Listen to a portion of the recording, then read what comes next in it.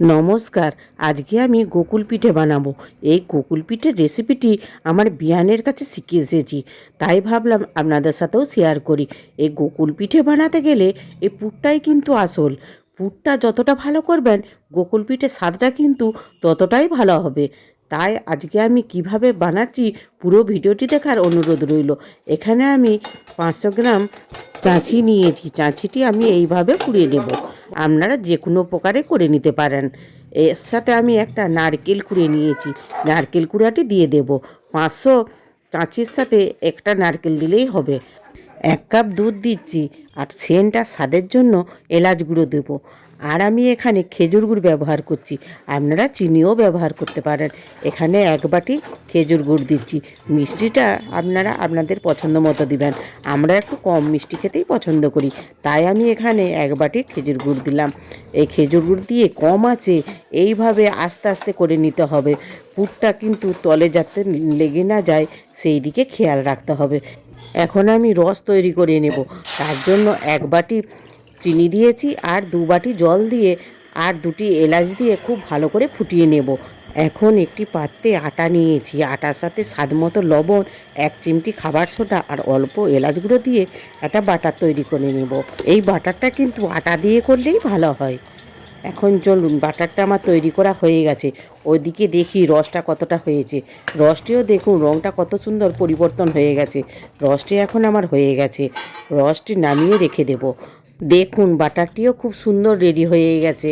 এখন চাঁচির পুরটা এক একটি মন্ডার মতো করে আমি পাকিয়ে নেব। দেখুন, অল্প করে নিয়ে এইভাবে হাতে চাপ দিয়ে চেপটাভাবে বানিয়ে নিচ্ছি। যেইভাবে আমরা সবাই চপ বানাই না, সেইভাবে বানিয়ে নিলেই হবে। এখন আমার সব পাকানো হয়ে গেছে। দেখুন কত সুন্দর লাগছে। এখন এক একটি করে নিয়ে বাটারে ডুবিয়ে তেলে ভেজে নেব। এখন কড়াই বসিয়ে দিয়ে দিচ্ছি। কড়াইয়ে আমি সাদা তেল দিয়ে দিলাম। সাদা তেল দিয়ে ভাজলেই ভালো হয়। দিয়ে বাটারে ডুবিয়ে এইভাবে ভেজে নেব। আমি কিভাবে বানাচ্ছি আপনারা দেখলেই অবশ্যই বুঝতে পারবেন। আমি যেভাবে বানাচ্ছি আপনারাও একবার হলেও বানাবেন। সত্যিই খেতে কিন্তু খুব অসাধারণ লাগে। আমি এখন 1 কড়াইয়ে দিয়ে দিয়েছি। 1 কড়াইয়ে মাঝারি আঁচে বসে বসে লাল করে ভাজতে হবে। দেখুন, 1 পিঠ হয়ে গেছে, আর 1 পিঠ আমি উল্টিয়েও দিচ্ছি। উল্টি দিয়ে এইভাবে লাল লাল করে ভেজে নেব।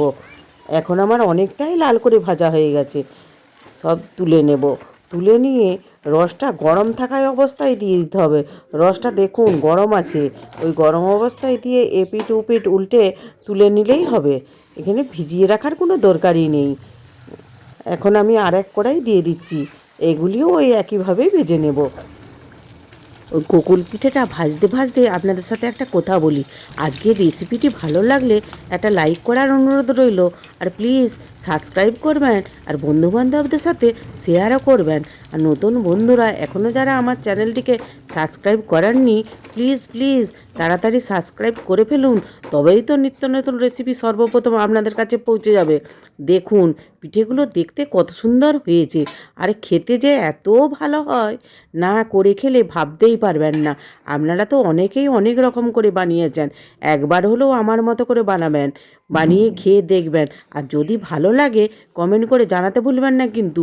আর খারাপও লাগলে কমেন্ট করে জানাতে পারেন। একটা পিঠে কেটে দেখিয়েও দিচ্ছি কত সুন্দর নরম হয়েছে। ভিডিওটি শেষ পর্যন্ত দেখার জন্য ধন্যবাদ। আপনারা ভালো থাকবেন, এইভাবে সহযোগিতা করে যান। এবার আসি।